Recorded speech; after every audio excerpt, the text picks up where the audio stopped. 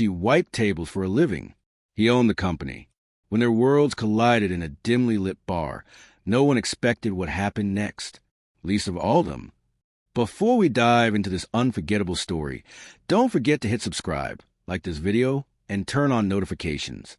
Stories like this remind us that life's most unexpected moments can change everything. The unlikely meeting. The neon sign of the rusty lantern flickered against the Chicago night, casting a dim glow over the sidewalk. Inside, the air smelled of stale beer and fried food, the kind of place where people came to disappear for a while. Maggie Carter slid onto a bar stool, her shoulders heavy from another 10-hour shift. The zipper of her janitorial uniform was still half up, her name tag slightly crooked. She didn't bother fixing it. She ordered the cheapest beer on tap and rubbed her aching wrist, the one she twisted earlier hauling trash bags to the dumpster. The bartender, a guy named Rick who never remembered her name, slid the drink toward her with a nod before turning his attention to a group of loud businessmen in the corner. Maggie sighed and took a sip, letting the bitter taste distract her from the quiet loneliness that had settled into her bones over the past year. Divorce did that, left hollow spaces where there used to be warmth. Then the stool beside her creaked. A man in a tailored suit sat down, his polished shoes gleaming under the bar lights. He didn't look like he belonged in a place like this. His tie was loosened, his expensive watch catching the light every time he moved. He ordered whiskey neat and stared at it like it held the answers to questions he couldn't voice. Maggie recognized him instantly. Daniel Hartman, CEO of Hartman Industries, the man whose office she cleaned every night while he was long gone. She almost choked on her beer. Rick rushed over, suddenly all smiles. Mr. Hartman, another round on the house? Daniel barely glanced up. Just the one. Thanks. Maggie rolled her eyes. Of course he got free drinks. Rick turned to her, his smile fading. You need another? She held up her half-full glass. I'm good. Rick walked away, and silence settled between her and the CEO. She could feel the weight of it. Thick and awkward. Normally, she'd keep to herself. People like him didn't talk to people like her. But something about the way he hunched over his drink, like the world was pressing down on him, made her break her own rule. Long day? She asked. He blinked, as if surprised she'd spoken. Then he let out a dry laugh. You could say that. She nodded toward his whiskey. That stuff's not going to fix it. One corner of his mouth lifted. You sound like my therapist. Maggie smirked. Bet she charges more than I do. That got a real laugh out of him. He turned slightly, really looking at her for the first time. His eyes were tired, but sharp. Do I know you? Not really, she said, but I know you're trash. His brow furrowed. I clean your office, she clarified. 3rd floor corner suite. You leave a lot of coffee cups lying around. Recognition flickered in his expression, followed by something like embarrassment. Right. Sorry about that. She shrugged. It's job security. He studied her for a moment, then surprised her by extending a hand. Daniel. She hesitated before shaking it. Maggie. They fell into an easy silence after that, both staring at their drinks. It was strange. She expected him to be stiff, pretentious, but he just seemed tired, human. So, she said after a while, what brings a big shot to to a dive like this? He swirled his whiskey. No one recognizes me here. She snorted. Yeah, well, you stick out like a diamond in a thrift store. That made him laugh again, louder this time. A few heads turned. For the next hour, they talked about nothing, about everything. She told him about her divorce, about how she'd taken the janitor job, because it paid the bills while she figured out her next move. He admitted, in a low voice, that despite the money and the power, he hadn't had a real conversation in months. Everyone either wants something from me or is afraid of me, he said. It's lonely. Maggie didn't know what to say to that, so she just nodded. When it was time to leave, Daniel reached for his wallet, but she stopped him. I got mine. You get yours. He looked like he wanted to argue, but then just nodded. Fair enough. As he stood, his sleeve caught on the edge of the bar, and his watch slipped off, landing with a soft clink on the counter. Neither of them noticed. Maggie only saw it after he was gone, when she went to collect her jacket. The watch, sleek, probably worth more than her rent, sat there, abandoned. Her stomach dropped. Was this some kind of test? A mistake? She grabbed it and bolted for the door, but the sidewalk was empty. Daniel Hartman had vanished into the night. She stood there, heart pounding, the watch heavy in her palm. And she couldn't shake the feeling that this wasn't over. The second chance. The next evening, Maggie stood outside the rusty lantern, Daniel's watch clutched tightly in her hand. She had debated just turning it in till lost and found at his office, but something stopped her. Maybe it was the way he had opened up last night, like a man who hadn't been listened to in years. Or maybe it was a stupid, reckless hope that he might actually show up again. She pushed open the door, the familiar scent of beer and fried food wrapping around her. The bar was quieter tonight, just a few regulars scattered at the tables. Rick glanced up from wiping glasses and gave her a nod. "You're back," he said. "That guy left something, huh?" Maggie frowned. "How'd you know?" Rick smirked. "Lucky guess. Or maybe I just know a look when I see it." She ignored the comment and slid onto the same stool as last night, placing the watch on the counter. She ordered a beer, same cheap one, and tried not to check the door every 5 seconds. Halfway through her drink, the stool beside her creaked. Her pulse jumped. But it wasn't Daniel, just some guy in a baseball cap who smelled like cigarettes. Disappointment settled in her chest. She was being ridiculous. CEOs didn't hang out in dive bars 2 nights in a row. She should just leave the watch with Rick, and the door swung open. Daniel walked in, dressed more casually this time. Dark jeans, a gray sweater that made him look softer, less untouchable. His eyes locked onto hers immediately, like he'd known exactly where she'd be. Maggie's mouth went dry. He crossed the room in a few strides and sat beside her. "You came back." She slid the watch toward him. "You left this." He picked it up, turning it over in his hands. "I know." She blinked. "You knew?" A faint smile touched his lips. "I realized it was missing when I got home. Figure if anyone would return it, it'd be you." Maggie huffed. "So this was a test?" "No," he said quietly. "It was an excuse." The air between them shifted. Rick appeared, already reaching for the top-shelf whiskey, but Daniel shook his head. "Whatever she's having." Maggie raised an eyebrow. "You're slumming it tonight?" "I'm trying to blend in," he said, nodding at her beer. "How am I doing?" "Terribly, but I'll allow it." He laughed. It was a real sound, warm and unguarded. They fell into easy conversation again, like last night had been a prelude. He asked about her life before the divorce, and she told him about her brief, disastrous stint in community college, her love of old rock bands, her dream of opening a bookstore one day. He listened like every word mattered. In turn, he confessed how empty his penthouse felt, how board meetings had become performance, how he missed the days when success wasn't measured in stock prices. "You ever think about just walking away?" she asked. "Every damn day," he admitted. "But it's not that simple." She understood. Life rarely was. Then, just as the night was settling into something comfortable, a voice cut through the moment.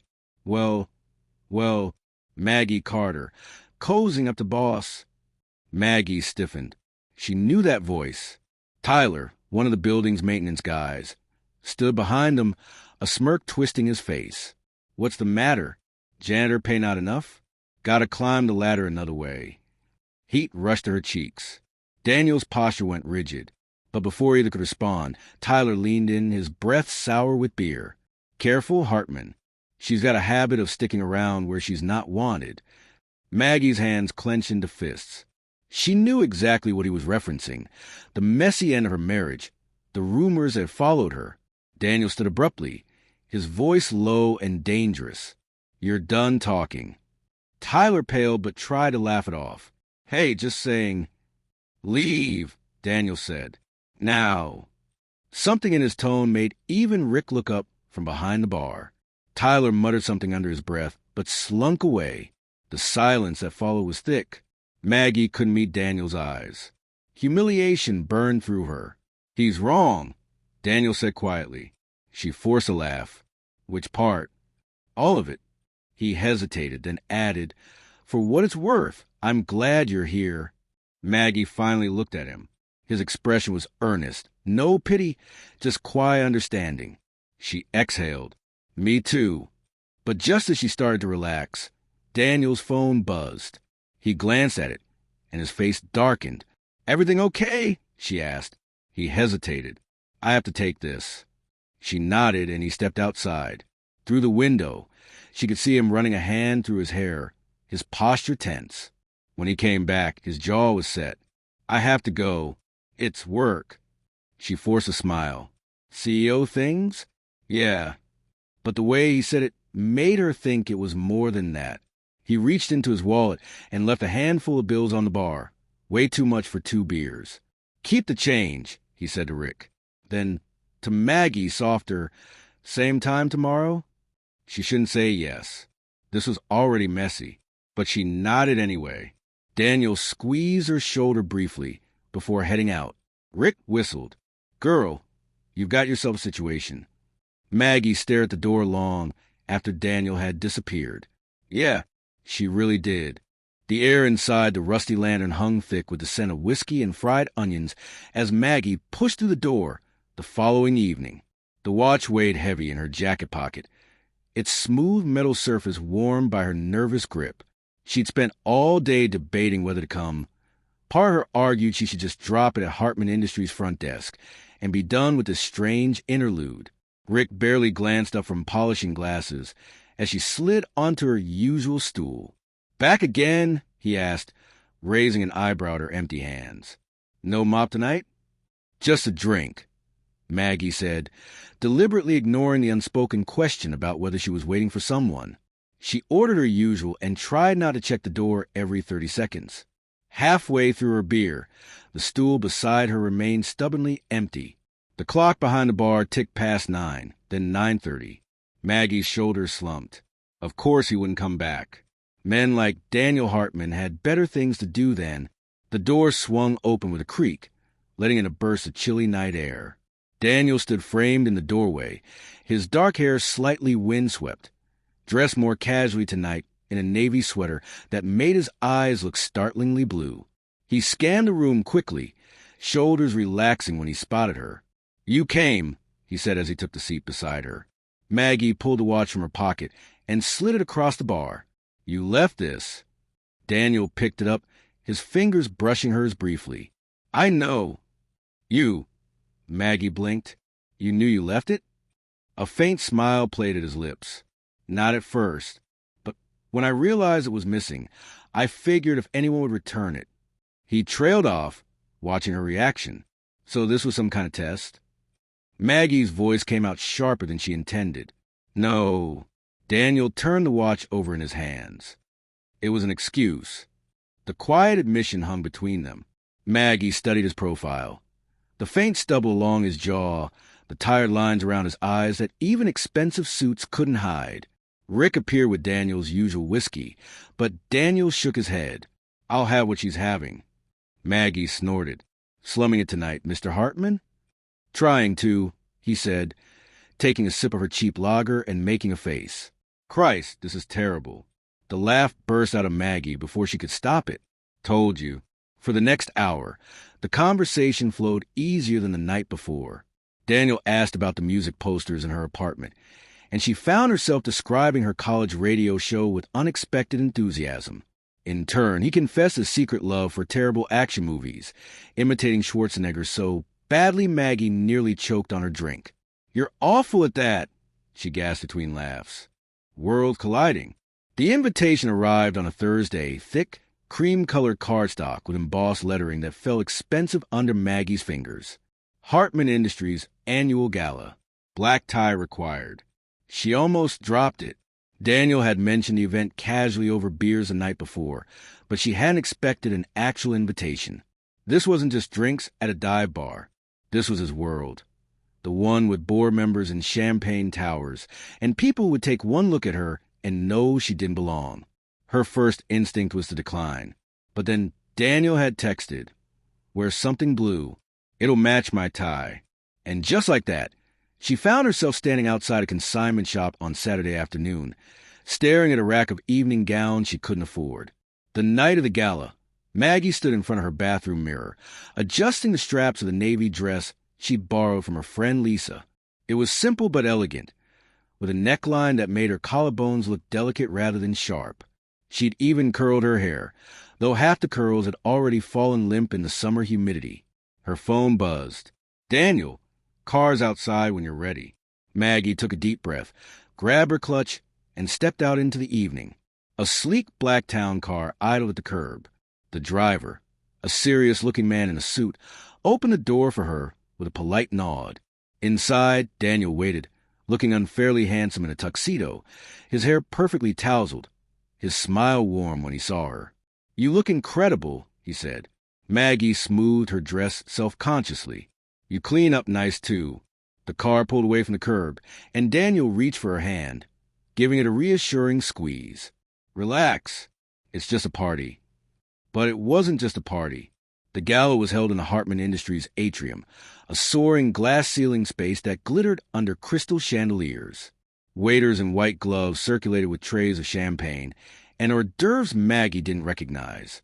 Everywhere she looked, there were women in designer gowns and men with Rolexes who shook Daniel's hand like they owned pieces of him. Maggie stuck close to his side, smiling when introduced, but already feeling the weight of curious stares. Daniel, a silver-haired man in a perfectly tailored tuxedo, approached, clapping Daniel on the shoulder. "Excellent turnout this year." His gaze slid to Maggie, polite but assessing. "And who's this?" "Maggie Carter," Daniel said smoothly. "A friend." Friend. The word shouldn't have stung, but it did.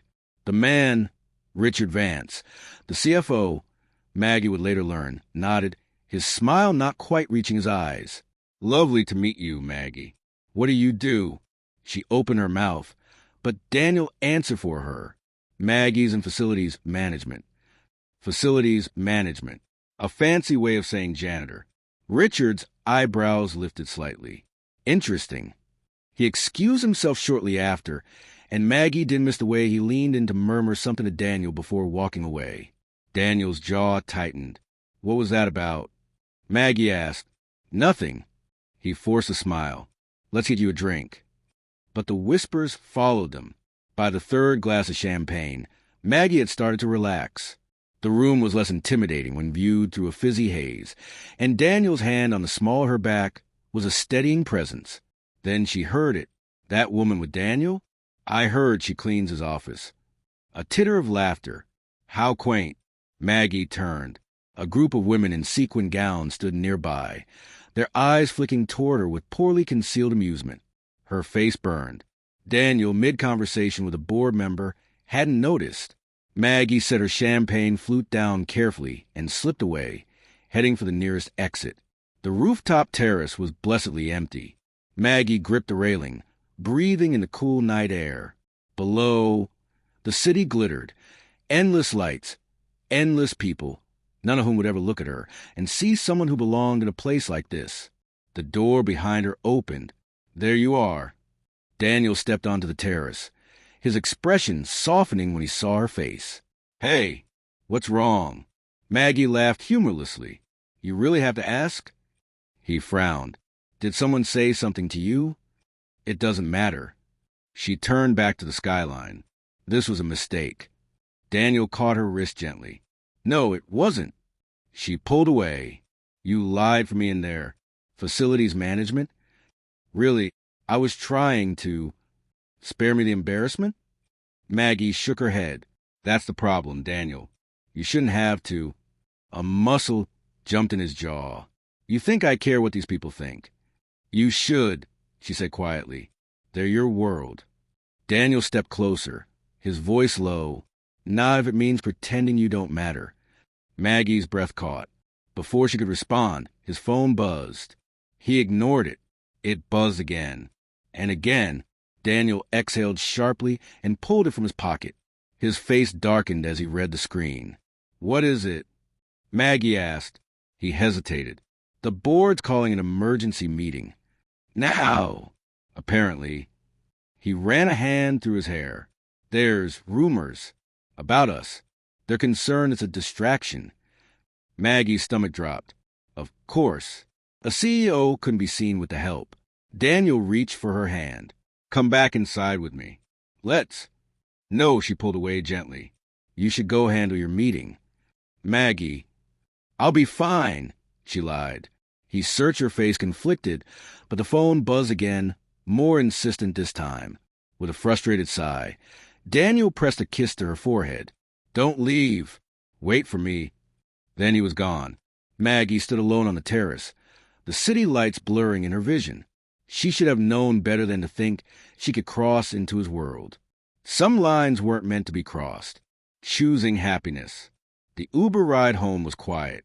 Maggie stared out the window, watching the city lights smear into streaks of gold and red. The borrowed dress suddenly felt too tight, the heels too high. She kicked them off the second she walked into her apartment, letting them clatter to the floor. Her phone buzzed in her clutch. Daniel. Again. She didn't answer.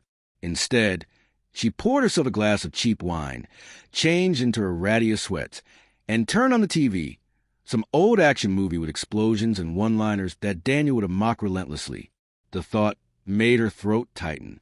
Her phone lit up once more. This time, it wasn't Daniel. Lisa, so? How was the gala? Maggie stared at the message. How could she possibly explain that for one brief, stupid moment, she'd let herself believe she could fit into Daniel's world? That she'd been naive enough to think it wouldn't matter? The janitor and the CEO? She typed back. It was a mistake. Then she turned her phone off entirely. 3 days passed. Daniel called, texted, showed up at the Rusty Lantern every night, waiting. Maggie ignored it all. It was easier this way. Cleaner. On the 4th day, her boss at Hartman Industries pulled her aside. Maggie, he said, rubbing the back of his neck awkwardly. Corporate's reassigning you. Effective immediately. She blinked. What? Building B. Starting tomorrow. Building B was across town. A smaller office. Less pay. Maggie's hands curled into fists. Let me guess. This came from upstairs. Her boss wouldn't meet her eyes. She didn't bother packing up her locker. That night, she went to the Rusty Lantern for the first time in days. Not to see Daniel. Just to remember who she was before all this, before hope had made her stupid. Rick slid her a beer without a word. She'd barely taken 2 sips when the door opened, and the entire bar seemed to hush. Daniel stood in the doorway, his suit rumpled, his hair a mess like he'd been running his hands through it for hours. His eyes locked onto hers, and something in his expression cracked open. Maggie. Every head in the bar turned to watch. She set her beer down carefully. You shouldn't be here. I've been everywhere, he said, voice rough. Your apartment. The office. Here. Every damn night. Maggie's chest ached. It's over, Daniel. No. He stepped closer, ignoring the stares. It's not. She wanted to believe him. God, she wanted to. But reality had other plans.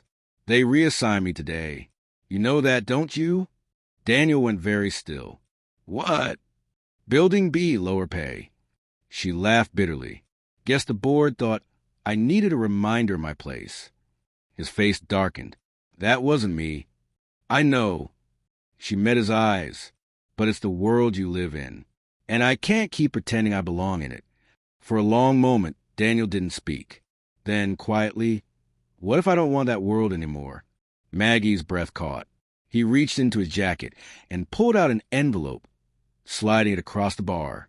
Inside was a single sheet of paper, a press release. Hartman Industries announces new fair wage initiative, led by Daniel Hartman and advisory chair Maggie Carter. Maggie stared at it. What is this? My resignation, Daniel said simply, and a new foundation, one that actually does something. He hesitated. If you want it. The bar was utterly silent. Maggie looked at the paper, then at Daniel, really looked at him, the man who'd sat beside her in this very bar, who'd laughed at her terrible jokes, who'd chosen her over everything else. Her hand shook. You'd really walk away from all of it? Daniel smiled, that real, unguarded smile she'd only ever seen here, in this dingy bar. For you? In a heartbeat. And just like that, the last of her resistance crumbled. 1 year later, the grand opening of the Carter Hartman Foundation was held in a small storefront downtown, right next to the bookstore Maggie had finally opened. There were no crystal chandeliers, no white glove waiters, just good whiskey, loud music, and people who didn't care about titles. Daniel stood behind the bar, mixing drinks with surprising skill, while Maggie laughed at his terrible attempts at flair. Rick, who'd been hired to run the place, shook his head. You two are a mess. Maggie grinned, leaning into Daniel's side. Yeah, but we're our mess. Daniel kissed her temple, his watch, the same one he'd left on the bar that first night, gleaming under the lights. Some stories didn't end where they were supposed to, and that was okay. Love isn't about status. It's about choosing each other, no matter what. If this story moved you, share it with someone who needs a reminder that real connection is worth fighting for. And don't forget to like, subscribe, and turn on notifications for more heartwarming tales like this one.